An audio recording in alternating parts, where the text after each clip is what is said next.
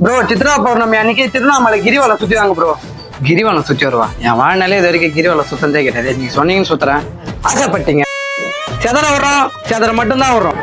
நீங்க சொன்னீங்கன்னு பாத்தீங்கன்னா நானும் வந்துட்டேன். அதுக்கு சாம கிரௌடா இருக்கு பாருங்கண்ணா.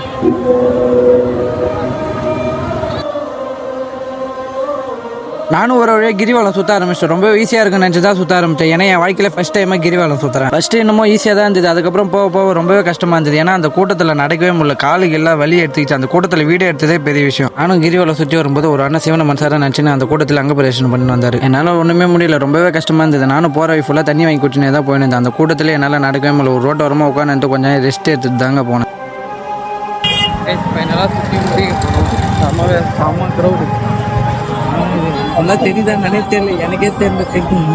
அப்புறம் ரொம்பவே கஷ்டப்பட்டு கிரிவலம் சுற்றி முடிச்சாச்சு. நானும் அந்த கோபுரம் எண்டுக்கு வந்து கிரிவலத்தை சுற்றி முடிச்சிட்டேன்.